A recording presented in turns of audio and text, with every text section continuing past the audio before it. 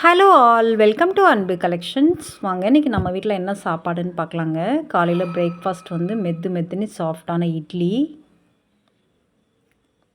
அப்புறம் மத்தியானம் லஞ்சுக்கு வந்து சுட சுட வடித்த சாதம். அந்த நார்த்து சைட்லலாம் பார்த்திங்கன்னா ரைஸே சாப்பிட மாட்றாங்க. எப்போ பார்த்தாலும் இந்த கோதுமை ரொட்டி, கம்பு ரொட்டி இந்த மாதிரி தான் சாப்பிட்றாங்க. ஆனால் நமக்கு ரைஸ் சாப்பிட்லேன்னா உயிரே நமக்கு வராது, அந்த மாதிரி இருக்குது. அப்புறம் சைட் டிஷ் வந்துட்டு தலைக்கறி குழம்புங்க, ஆட்டு தலைக்கறி குழம்பு. நாங்கள் காலையில் இட்லிக்கும் இதையே வச்சு சாப்பிட்டுக்கிட்டோம். யாருக்கெல்லாம் இட்லிக்கு வந்து மட்டன் குழம்பு காம்பினேஷன் பிடிக்கும் அப்படின்னு சொல்லிட்டு எனக்கு கமெண்ட்ஸில் சொல்லுங்கள். பாருங்கள், அப்படியே சூப்பராக வந்திருக்குங்க. அப்புறம் ரசம்.